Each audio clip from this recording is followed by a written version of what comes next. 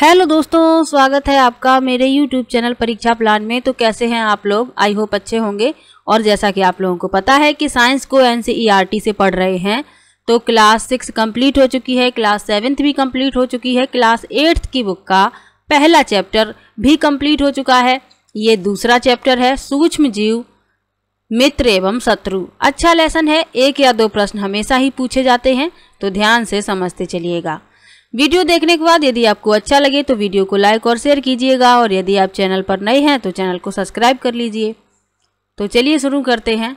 लिखा है, आपने अपने आसपास के स्थानों पर पौधों एवं जंतुओं सहित अनेक सजीव देखे हैं। बिल्कुल देखे हैं, आप लोगों ने देखे होंगे, परंतु कुछ जीव ऐसे भी हैं जिन्हें हम बिना यंत्र की सहायता से केवल आंखों से नहीं देख सकते। इन्हें सूक्ष्म जीव कहते हैं।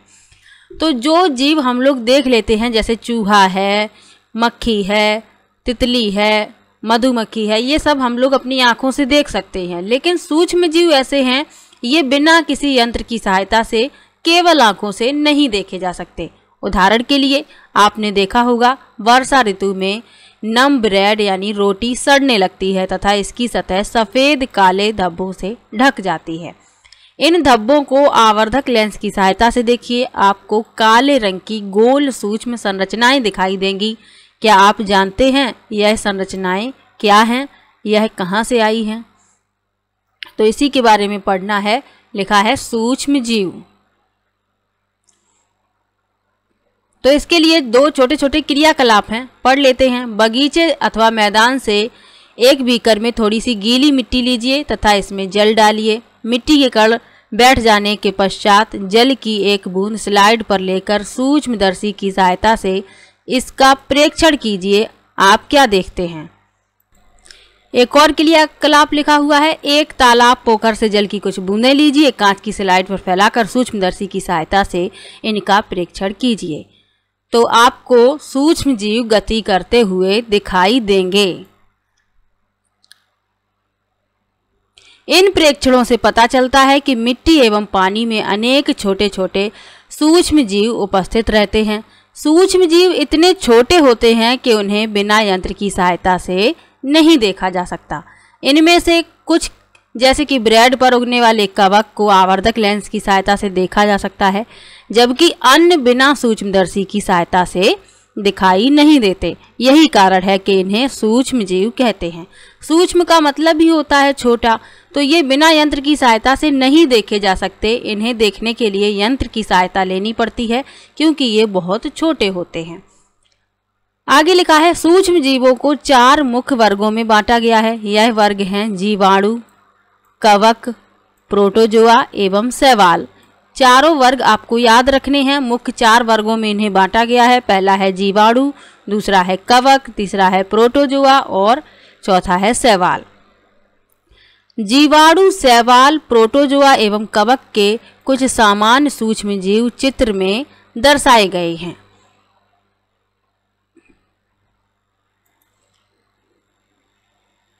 तो यहाँ आप इस चित्र में देख सकते हैं, ये स्पाइरल जीवाणु है, ये छड़नुमा जीवाणु है। ये जीवाणु दिखाए गए हैं चित्र में।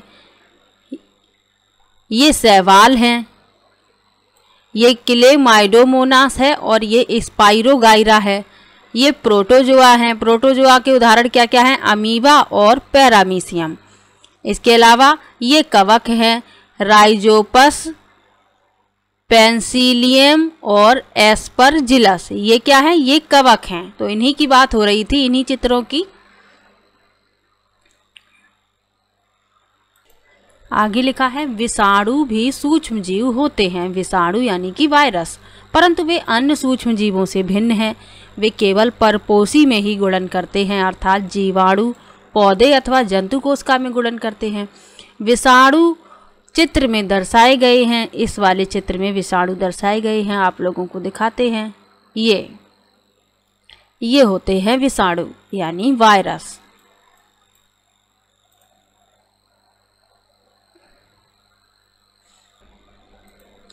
कुछ सामान्य रोग जैसे कि जुकाम, इन्फ्लुएंजा एवं अधिकतर खांसी विषाणु द्वारा होते हैं। कुछ विशेष रोग जैसे कि पोलियो एवं खसरा भी विषाणु द्वारा ही होते हैं। और अभी जो महामारी फैली थी कोरोना, इसका भी कारण क्या था? विषाणु यानी वायरस ही था। आगे लिखा है अतिसार एवं मलेरिया प्रोटोजोआ द्वारा होते हैं। टाइफाइड एवं क्षय रोग जीवाणु द्वारा होने वाले रोग हैं। तो आप लोगों को याद रखना है कि कौन से वायरस से रोग फैलते हैं, यानी कौन से रोग वायरस से फैलते हैं, कौन से रोग प्रोटोजोआ से फैलते हैं, ये सब यहीं से पूछा जाता है, तो आप लोग याद रखिए। आगे लिखा है इनमें से कुछ सूक्ष्म जीवों के विषय में आप कक्षा 6 एवं 7 में पढ़ चुके हैं। ये चित्र आप लोगों को अभी दिखाए थे। अब लिखा है सूक्ष्म जीव कहाँ रहते हैं, यानी कि सूक्ष्म जीवों के रहने का स्थान क्या है, तो इसके बारे में पढ़ लेते हैं।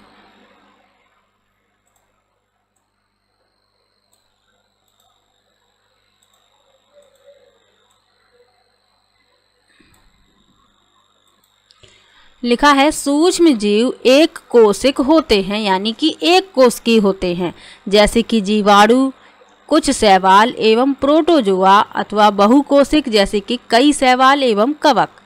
यह बर्फीली शीत से उष्ण स्रोतों यानी गर्म स्रोतों तक हर परिस्थिति में जीवित रहते हैं।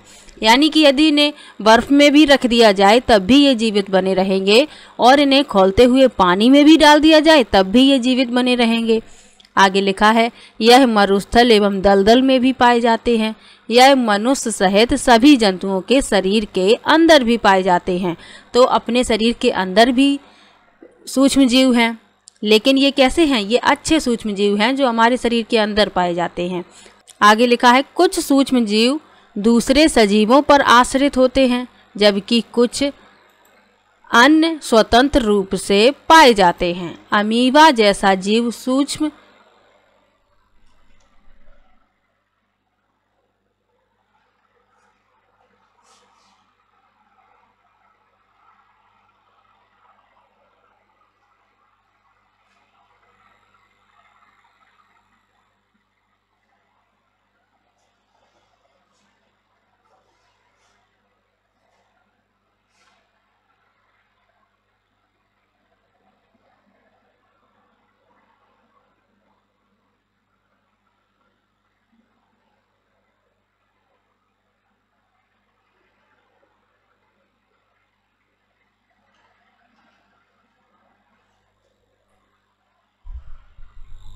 कुछ सूक्ष्म जीव दूसरे सजीवों पर आश्रित होते हैं, जबकि कुछ अन्य स्वतंत्र रूप से भी पाए जाते हैं। अमीबा जैसा सूक्ष्म जीव अकेले रह सकता है, जबकि कवक एवं जीवाणु समूह में रहते हैं। तो अमीबा अकेला रह सकता है, जबकि कवक और जीवाणु समूह में रहते हैं। अब लिखा है सूक्ष्म जीव और हम। सूक्ष्म जीवों की हमारे जीवन में महत्वपूर्ण भूमिका है। इनमें से कुछ हमारे लिए लाभदायक हैं तथा कुछ अन्य हानिकारक जीवों में रोग के कारक हैं। आइए हम विस्तार से इसका अध्ययन करें। तो सबसे पहले पढ़ेंगे जो सूक्ष्म जीव हमारे मित्र हैं उनके बारे में। तो लिखा है मित्रवत सूक्ष्म जीव। उसके बाद पढ़ेंगे जो हमारे शत्रु हैं यानी रोग फैलाते हैं उनके बारे में। तो लिखा है सूक्ष्म जीव विभिन्न कार्यों में उपयोग किए जाते हैं। इनका उपयोग दही, ब्रेड एवं केक बनाने में किया जाता है। यहाँ एक महत्वपूर्ण तथ्य है। लिखा है प्राचीन काल से ही सूक्ष्म जीवों का उपयोग अल्कोहल बनाने में किया जाता रहा है। पर्यावरण को स्वच्छ रखने के लिए भी इनका उपयोग किया जाता है। पर्यावरण को स्वच्छ रखने के लिए भी इनका उपयोग किया जाता है। उदाहरण के लिए कार्बनिक अवशिष्ट यानी सब्जियों के छिलके, जंतु अवशेष, विष्ठा इत्यादि का अपघटन जीवाणुओं द्वारा किया जाता है तथा हानि रहित पदार्थ बनते हैं। स्मरण कीजिए जीवाणुओं का उपयोग औषधि उत्पादन एवं कृषि मृदा की उर्वरता में वृद्धि करने के लिए भी किया जाता है, जिससे नाइट्रोजन स्थिरीकरण होता है। तो सूक्ष्म जीव हमारे लिए उपयोगी हैं। इनका उपयोग कृषि में मृदा की उर्वरता में वृद्धि करने के लिए किया जाता है, औषधि उत्पादन के लिए किया जाता है, सब्जियों के छिलके, जंतु अवशेष इनका अपघटन करने के लिए भी जीवाणुओं का उपयोग किया जाता है, तो ये मित्रवत सूक्ष्म जीव हैं। अब लिखा है दही और ब्रेड का बनना, यानी दही और ब्रेड का बनाना, इसमें भी सूक्ष्म जीव का उपयोग किया जाता है। कौन से सूक्ष्म जीव का किया जाता है, इसके बारे में लिखा है। आप कक्षा 7 में पढ़ चुके हैं कि जीवाणु दूध को दही में परिवर्तित कर देते हैं। दही में अनेक सूक्ष्म जीव होते हैं जिनमें लैक्टोबैसिलस नामक जीवाणु प्रमुख है। तो प्रश्न यदि पूछा जाए कि दही में जो मुख्य रूप से सूक्ष्म जीव होता है वह कौन सा है, तो आपको याद रखना है लैक्टोबैसिलस। आगे लिखा है जो दूध को दही में परिवर्तित कर देता है वह दूध में जनन कर उसे दही में परिवर्तित कर देते हैं। जीवाणु पनीर, अचार एवं अन्य खाद्य पदार्थों के उत्पादन में सहायक हैं। रवा, इडली एवं भटूरे का एक महत्वपूर्ण संगठक दही है। क्या आप अनुमान लगा सकते हैं कि ऐसा क्यों? जीवाणु एवं ईस्ट चावल के आटे के किण्वन में सहायक होते हैं जिससे इडली एवं डोसा बनता है। तो चावल के आटे में ईस्ट मिलाया जाता है और ये किण्वन में सहायता करता है जिससे क्या बनाया जाता है, इडली एवं डोसा।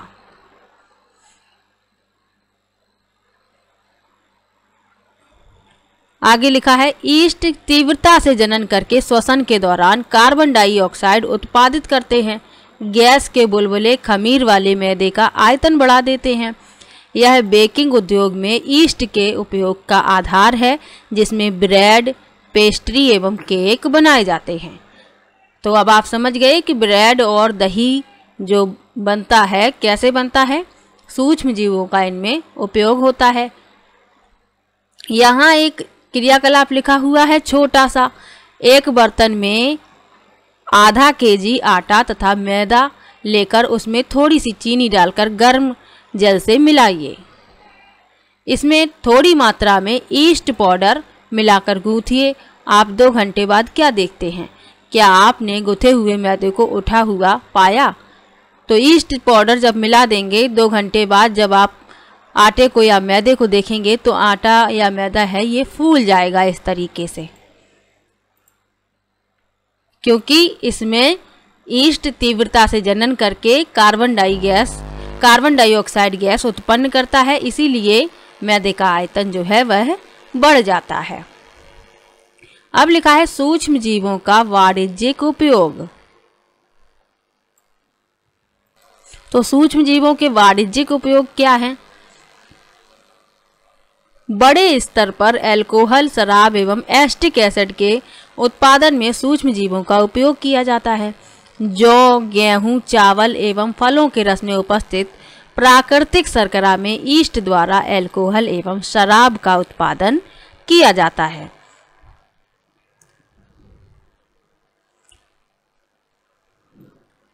यह गंध, ये जो क्रियाकलाप लिखा है उसके बारे में लिखा है। क्या करना है?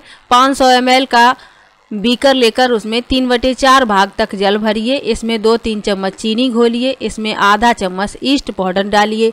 इसे 4-5 घंटों के लिए उष्ण स्थान पर ढक कर रखिए। अब विलयन को सूंघ कर देखिए। तो विलयन को सूंघेंगे अब तो उसमें कैसी गंध आएगी? लिखा है यह गंध अल्कोहल की है जो चीनी के अल्कोहल में परिवर्तित होने के कारण बना है। चीनी के अल्कोहल में परिवर्तन की यह प्रक्रिया किण्वन अथवा फर्मेंटेशन कहलाती है।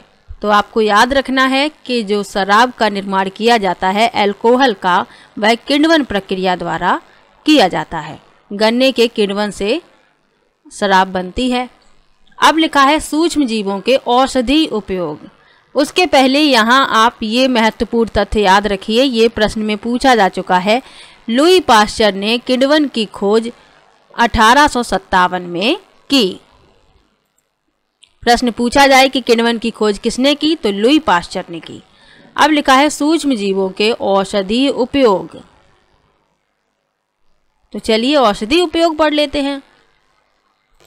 लिखा है जब कभी आप बीमार पड़ते हैं तो डॉक्टर आपको पेनिसिलिन का इंजेक्शन देते हैं अथवा कोई अन्य प्रतिजैविक की गोली अथवा कैप्सूल देते हैं। इन औषधियों का स्रोत सूक्ष्म जीव हैं।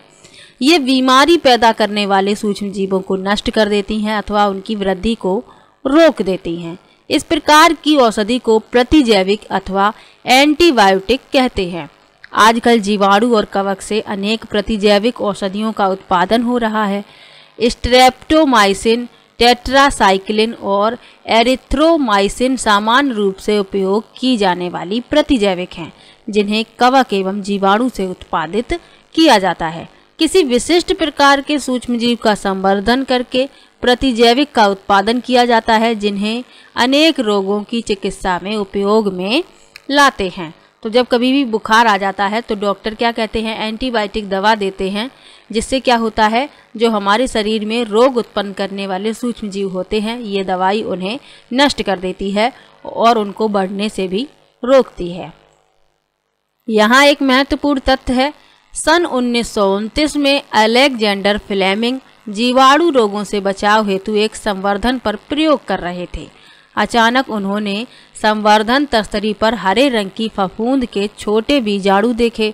उन्होंने पाया कि यह फफूंद जीवाणु की वृद्धि को रोकते हैं। यह तथ्य पाया गया कि बहुत सारे जीवाणु फफूंद द्वारा मारे गए। इस प्रकार फफूंद से पेनिसिलिन बनाई गई। तो पेनिसिलिन की खोज किसने की? अलेक्जेंडर फ्लेमिंग ने। प्रश्न पूछा जा चुका है तो इसे याद रखिएगा।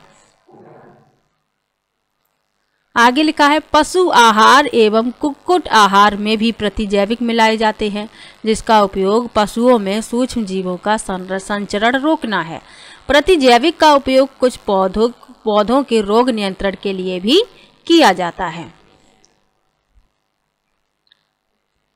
यहाँ एक महत्वपूर्ण जानकारी दी गई है। ध्यान रखना है कि डॉक्टर की सलाह पर ही प्रतिजैविक की दवाई लेनी चाहिए तथा उस दवा का कोर्स भी पूरा करना चाहिए। यदि आप प्रतिजैविक उस समय लेंगे जब उसकी आवश्यकता नहीं है, तो अगली बार जब आप बीमार होंगे और आपको प्रतिजैविक की आवश्यकता होगी तो वह उतनी प्रभावी नहीं होगी।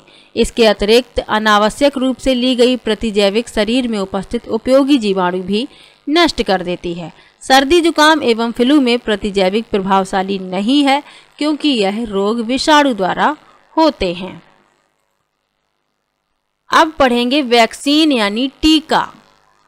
कुछ बीमारियों की वैक्सीन दी जाती है, तो इसी के बारे में पढ़ेंगे। ये लेसन बहुत ही अच्छा है। मिलान करने वाला प्रश्न इससे कई बार पूछा जा चुका है, तो आप लोग, मैं जितने भी महत्वपूर्ण तथ्य आपको बताती जा रही हूँ, आप लोग उन्हें याद रखिएगा।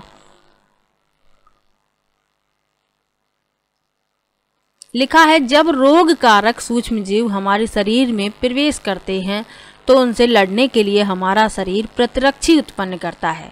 शरीर को यह भी स्मरण रहता है कि वही सूक्ष्मजीव अगर हमारे शरीर में पुनः प्रवेश करता है तो उससे किस प्रकार लड़ा जाए।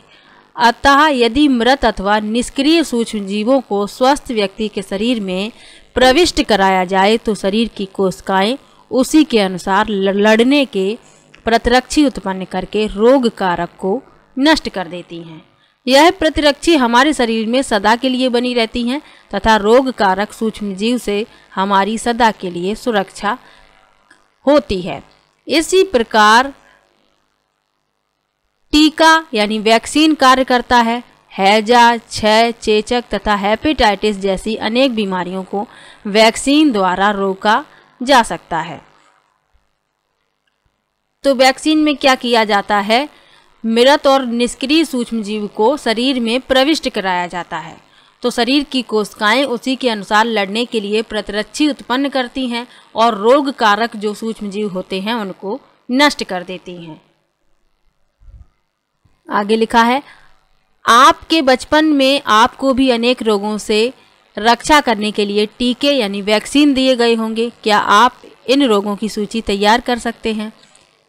यहाँ लिखा है, एडवर्ड जेनर ने चेचक के लिए 1798 में चेचक के टीके की खोज की थी और ये प्रश्न भी पूछा जा चुका है, तो याद रखिएगा। चेचक के टीके की खोज किसने की? एडवर्ड जेनर ने।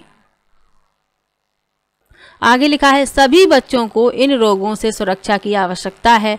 आवश्यक टीके निकट के अस्पताल में उपलब्ध होते हैं बच्चों को पोलियो से बचाने के लिए आपने टेलीविजन एवं समाचार पत्रों में पोलियो के टीकाकरण के विज्ञापन देखे होंगे। पोलियो ड्रॉप बच्चों को दिया जाने वाला वास्तव में एक टीका यानी वैक्सीन है। तो पोलियो की दवाई पिलाई जाती है, ये क्या है? ये एक वैक्सीन है जिससे पोलियो से बचा जा सकता है। आगे लिखा है, चेचक के विरुद्ध विश्वव्यापी अभियान चलाया गया, जिसके परिणाम स्वरूप विश्व के अधिकांश भागों में चेचक का उन्मूलन हो गया। आजकल सूक्ष्म जीवों से टीके का उत्पादन बड़े स्तर पर किया जाता है, जिसमें मनुष्य एवं अनेक जंतुओं को अनेक रोगों से बचाया जाता है। तो टीका इसीलिए लगाया जाता है ताकि हम लोग रोगों से बचे रहें। अब लिखा है, मिट्टी की उर्वरता में वृद्धि। सूक्ष्म जीव जो होते हैं मिट्टी की उर्वरता भी बढ़ाते हैं। कैसे बढ़ाते हैं इसके बारे में लिखा हुआ है। लिखा है, कुछ जीवाणु एवं नीले हरे शैवाल वायुमंडलीय नाइट्रोजन का स्थिरीकरण कर सकते हैं। चित्र देख लीजिए, ये चित्र बताया जा रहा है। ये नाइट्रोजन स्थिरीकारक साइनोबैक्टीरिया नीले हरे शैवाल।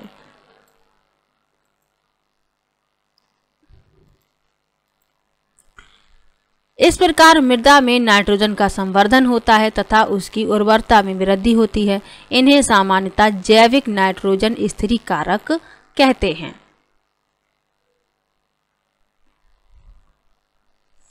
अब लिखा है, पर्यावरण का शुद्धिकरण, यानी पर्यावरण का शुद्धिकरण सूक्ष्मजीव कैसे करते हैं इसके बारे में बताया गया है।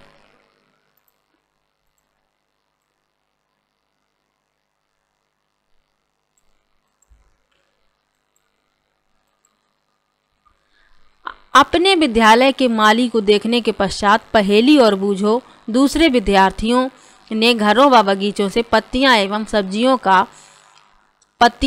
फल सब्जियों का कचरा एकत्र करके उसके निपटान के लिए बनाए गए गड्ढे में डाला। कुछ समय बाद इसका विघटन होने से यह खाद में परिवर्तित हो गया। पहेली और बूझो जानना चाहते हैं कि यह किस प्रकार हो सकता है।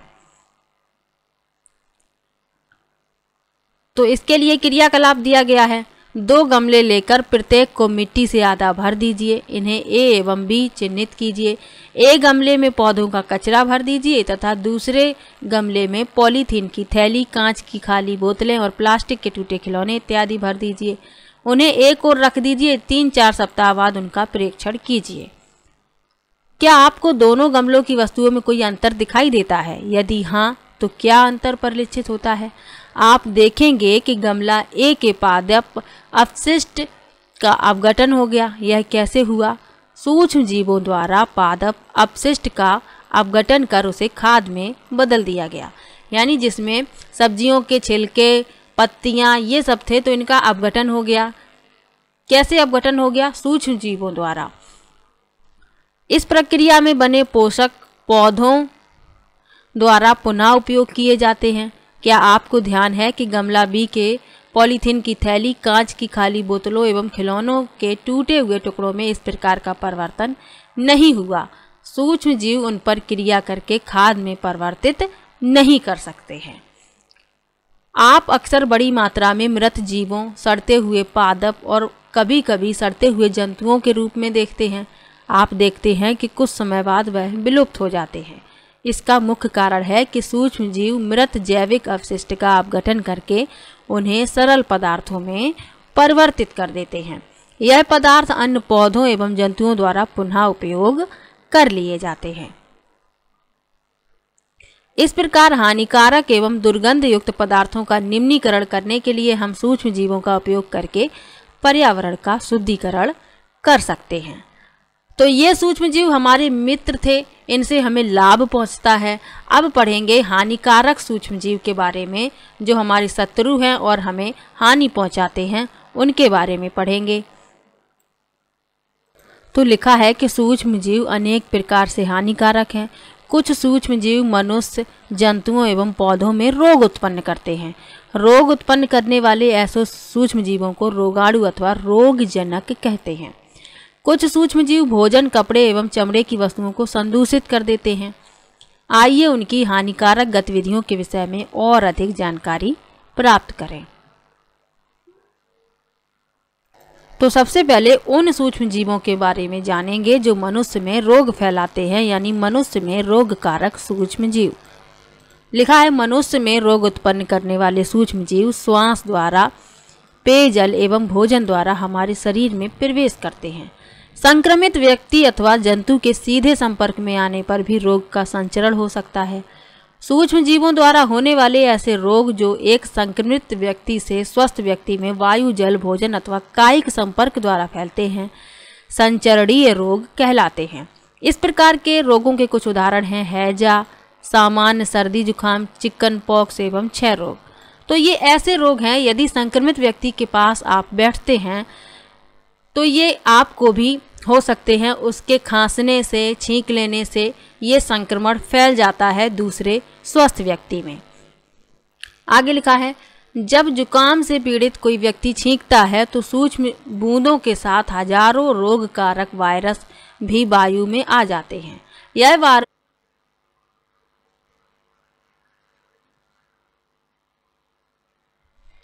यह वायरस श्वास के साथ ली जाने वाली वायु के साथ शरीर में प्रवेश कर जाते हैं। तो इसीलिए तो यदि संक्रमित व्यक्ति के पास आप थोड़ी देर भी बैठेंगे तो आपको भी जुकाम हो जाएगा, या घर में किसी एक व्यक्ति को जुकाम है तो प्रत्येक सदस्य को भी जुकाम हो जाता है, इसी कारण से हो जाता है। तो संक्रमित व्यक्ति को क्या करना चाहिए? छींकते समय मुंह से कपड़ा लगाना चाहिए या मास्क का उपयोग करना चाहिए। खांसी आते समय भी मुंह से कपड़ा लगाना चाहिए। यहाँ लिखा भी है हमें छींकते समय अपने मुंह एवं नाक पर एक रुमाल रखना चाहिए। अच्छा तो यही है कि संक्रमित व्यक्ति से पर्याप्त दूरी बनाए रखी जाए। तो स्वस्थ व्यक्ति को संक्रमित व्यक्ति से पर्याप्त दूरी बनाए रखना चाहिए। आगे लिखा है कुछ कीट एवं जंतु ऐसे भी हैं जो रोग कारक सूक्ष्म जीवों के रोग वाहक का कार्य करते हैं। घरेलू मक्खी इसका एक उदाहरण है। मक्खी कूड़े एवं जंतु अपशिष्ट पर बैठती है, रोगाणु उसके शरीर से चिपक जाते हैं। जब मक्खी बिना ढके भोजन पर बैठती है तो रोगाणु का स्थानांतरण संभव है। जो भी व्यक्ति ऐसा संदूषित भोजन करेगा उसके बीमार पड़ने की संभावना है। अतः यह सलाह दी जाती है कि भोजन को सदा ही ढक कर रखा जाए। बिना ढके भोजन को खाने से बचना चाहिए। मादा एनाफिलीज मच्छर इसका अन्य उदाहरण है। मच्छर प्लाज्मोडियम का वाहक होता है। मादा एडीज डेंगू के वायरस का वाहक है। हम मलेरिया अथवा डेंगू का नियंत्रण किस प्रकार कर सकते हैं? तो मच्छर जो है मलेरिया का वाहक है, डेंगू के वायरस का वाहक भी है। तो हमें क्या करना चाहिए? मच्छरों से बचने के लिए मच्छरदानी का उपयोग करना चाहिए ताकि मच्छर हमें ना काटें। तो आगे लिखा भी है सभी मच्छर जल में उत्पन्न होते हैं। हमें पानी को कहीं भी रुका नहीं रहने देना चाहिए। कूलर, टायरों एवं फूलदानों इत्यादि में कहीं भी जल को एकत्र न होने दें। अतः अपने आसपास के स्थानों को स्वच्छ एवं शुष्क रखकर हम मच्छरों को पैदा होने से रोक सकते हैं। ऐसे उपायों की सूची बनाने का प्रयास कीजिए जिसे अपनाकर मलेरिया को फैलने से रोका जा सके। तो चलिए इनको पढ़ लेते हैं। इनसे प्रश्न पूछा जाता है। क्षय रोग, ये जीवाणु से फैलते हैं। संचरण का तरीका है वायु। रोगी व्यक्ति को पूरी तरह से अन्य व्यक्तियों से अलग रखना। रोगी की व्यक्तिगत वस्तुओं को अलग रखना। उचित समय पर टीकाकरण। खसरा, इसका रोग कारक सूक्ष्म जीव है वायरस। संचरण का तरीका है वायु। चिकन पॉक्स, इसका भी वायरस है और ये वायु या सीधे संपर्क से फैलता है। पोलियो, इसका रोग कारक सूक्ष्म जीव है वायरस और ये वायु या जल द्वारा फैलता है। हैजा, ये जीवाणु द्वारा फैलता है और संचरण का इसका तरीका क्या है? जल और भोजन। टाइफाइड, ये भी जीवाणु से फैलता है और इसका संचरण का तरीका है जल। इसमें क्या बचाव है? व्यक्तिगत स्वच्छता एवं अच्छी आदतों को अपनाना, भली भांति पके भोजन, उबला पेयजल एवं टीकाकरण। हेपेटाइटिस ए, ये वायरस द्वारा फैलता है। संचरण का तरीका है जल। बचाव क्या है? उबले हुए पेयजल का प्रयोग और टीकाकरण। मलेरिया, ये प्रोटोजोआ से फैलता है। वाहक इसका है मच्छर। बचाव कैसे किया जा सकता है? मच्छरदानियों का प्रयोग, मच्छर भगाने वाले रसायन का प्रयोग, कीटनाशक का छिड़काव एवं मच्छर के प्रजनन रोकने के लिए जल को किसी भी स्थान पर एकत्र न रहने देना। तो ये रोग पढ़ लिए, इनसे प्रश्न पूछा जाता है। अब लिखा रख जीवाणु, यानी जंतुओं में भी कुछ जीवाणु जंतुओं में भी रोग फैलाते हैं।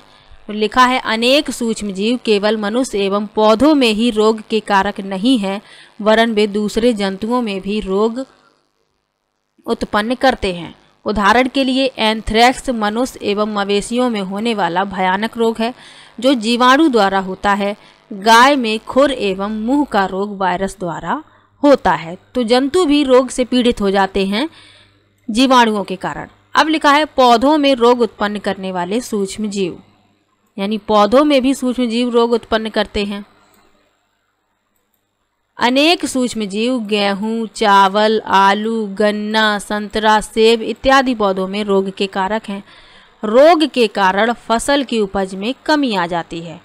तालिका में कुछ पादप रोग दर्शाए गए हैं। कुछ रसायनों का प्रयोग करके इन सूक्ष्म जीवों पर नियंत्रण पाया जा सकता है।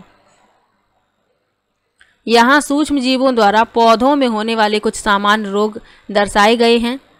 तो नींबू कैंकर ये सूक्ष्म जीव द्वारा फैलता है, जीवाणु द्वारा। संचरण का तरीका है वायु।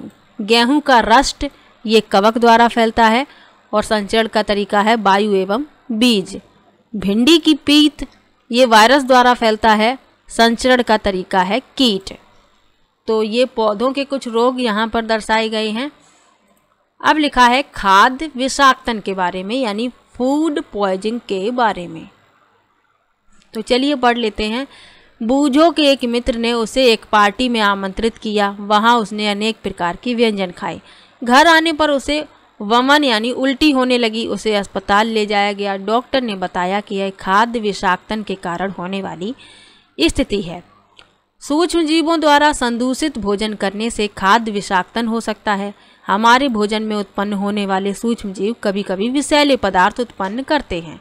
यह भोजन को विषाक्त बना देते हैं, जिसके सेवन से व्यक्ति भयंकर रूप से रोगी हो सकता है अथवा कभी कभी उसकी मृत्यु भी हो सकती है।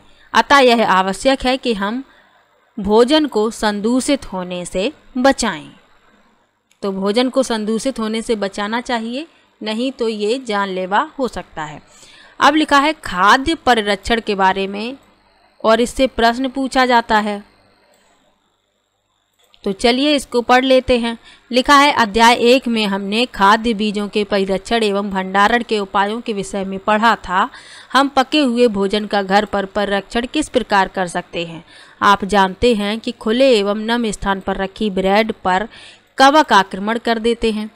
सूक्ष्म जीव हमारे भोजन को संदूषित कर देते हैं। संदूषित भोजन से दुर्गंध आने लगती है, इसका स्वाद भी खराब हो जाता है तथा रंग रूप में भी परिवर्तन आ जाता है। क्या भोजन का संदूषण एक रासायनिक अभिक्रिया है? बिल्कुल है, ये रासायनिक अभिक्रिया ही है। आगे लिखा है पहेली ने कुछ आम खरीदे, परंतु कई दिनों तक वह उन्हें नहीं खा पाई। बाद में उसने देखा कि वे सड़ गए हैं, परंतु वह जानती है कि उसकी दादी द्वारा बनाया गया आम का अचार काफी समय तक संदूषित नहीं होता। वह भ्रमित है। आइए हम खाद्य परिरक्षण के कुछ सामान्य तरीकों का अध्ययन करें, जिनका उपयोग हम अपने घरों में करते हैं। हमें इन्हें सूक्ष्म जीवों से बचाव के उपाय करना चाहिए। तो लिखा है रासायनिक उपाय। तो खाद्य पदार्थों को बचाने के लिए रासायनिक उपाय क्या है? नमक एवं खाद्य तेल का उपयोग सूक्ष्म जीवों की वृद्धि रोकने के लिए सामान्य रूप से किया जाता है, अतः इन्हें परिरक्षक कहते हैं। हम नमक अथवा खाद्य अम्ल का प्रयोग अचार बनाने में करते हैं, जिससे सूक्ष्म जीवों की वृद्धि नहीं होती। तो इसीलिए तो अचार खराब नहीं होता है। काफ़ी समय तक अचार रखा रहता है लेकिन खराब नहीं होता, क्योंकि उसमें परिरक्षक मिलाए जाते हैं। आगे लिखा है सोडियम बेंजोएट तथा सोडियम मेटाबाइसल्फाइड सामान्य परिरक्षक हैं। जैम एवं स्क्वैश बनाने में इन रसायनों का उपयोग उन्हें संदूषित होने से बचाता है। परिरक्षण से एक प्रश्न पूछा जाता है कि इनमें से कौन कौन परिरक्षक हैं या संरक्षण में इनका प्रयोग किया जाता है। तो आपको याद रखना है सोडियम बेंजोएट, सोडियम मेटाबाइसल्फेट, ये सब क्या हैं? ये परिरक्षक हैं। अब लिखा है नमक द्वारा परिरक्षण।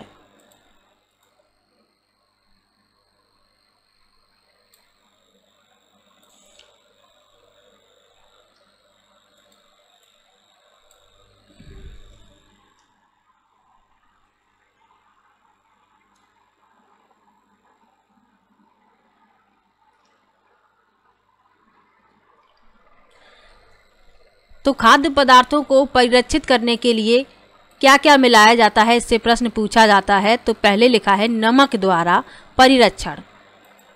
तो लिखा है सामान्य नमक का उपयोग मांस एवं मछली के परिरक्षण के लिए काफ़ी लंबे अरसे से किया जा रहा है।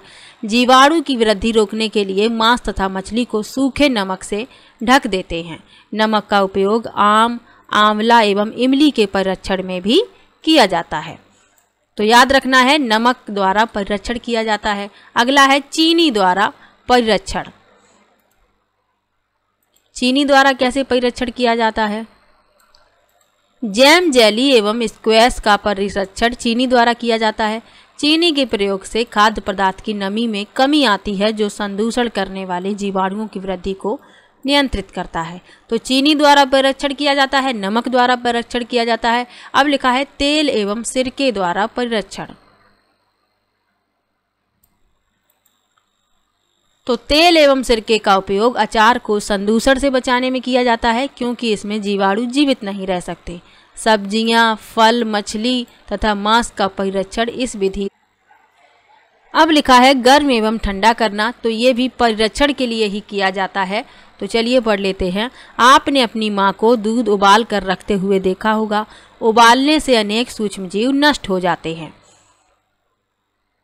इसी प्रकार हम अपना भोजन रेफ्रिजरेटर में रखते हैं, क्योंकि कम ताप सूक्ष्म जीवों की वृद्धि को रोकता है। ये प्रश्न पूछा जा चुका है कि खाने की वस्तुओं को रेफ्रिजरेटर में क्यों रखते हैं? क्योंकि कम ताप पर सूक्ष्म जीवों की वृद्धि है रुक जाती है, इसीलिए रेफ्रिजरेटर में खाना रखा जाता है। आगे लिखा है पाश्चरीकृत दूध को बिना उबाले इस्तेमाल किया जा सकता है, क्योंकि यह सूक्ष्म जीवों से मुक्त होता है।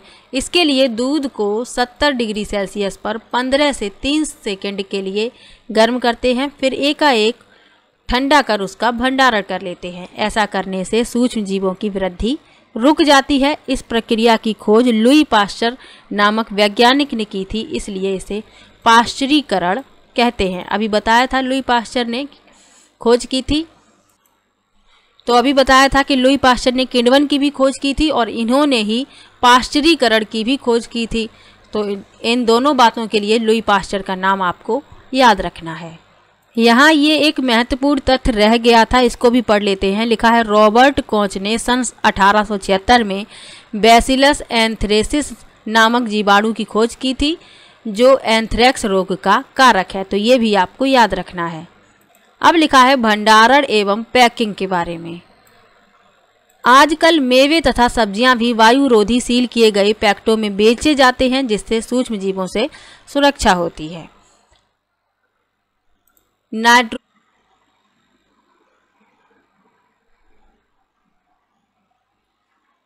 आपने कक्षा 6 और 7 में राइजोबियम जीवाणु के बारे में पढ़ा, जो लेग्यूम पौधों में नाइट्रोजन स्थिरीकरण में सहायक होते हैं, यानी दलहनी पौधों में।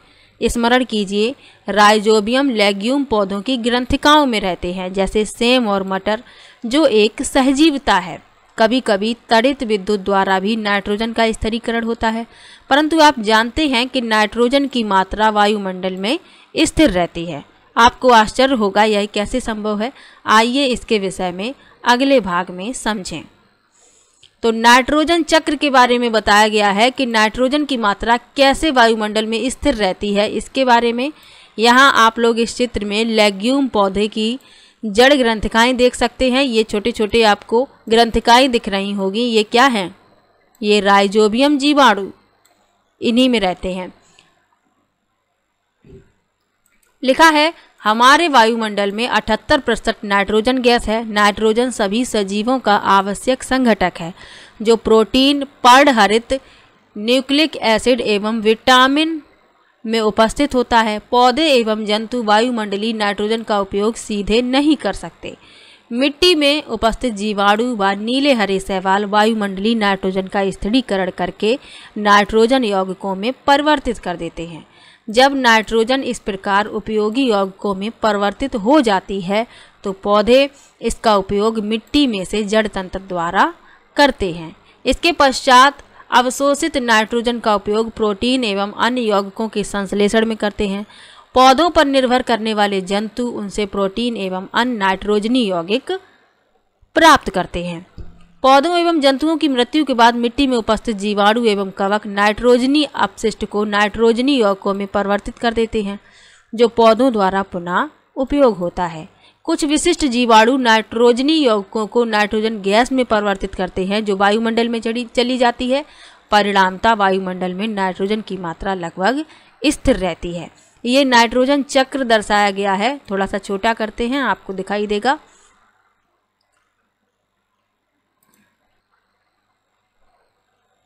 तो जो ये लिखा है यही इस नाइट्रोजन चक्र द्वारा दर्शाया गया है। तो आज का लेसन अच्छा था। इससे प्रश्न बनते हैं, जहाँ जहाँ से प्रश्न बनते हैं वहाँ पे आपको बता दिया है, तो याद रखिएगा। और आपको कहीं पर भी डाउट हो तो कमेंट बॉक्स में ज़रूर लिखिएगा। मिलते हैं नेक्स्ट वीडियो में।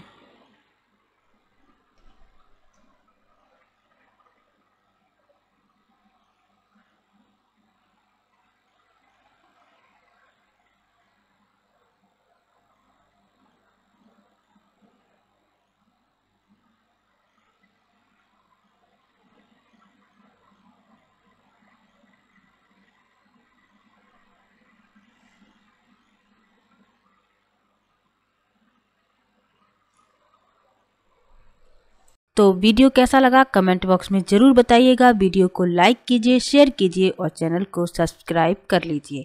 मिलते हैं नेक्स्ट वीडियो में, तब तक के लिए बाय बाय।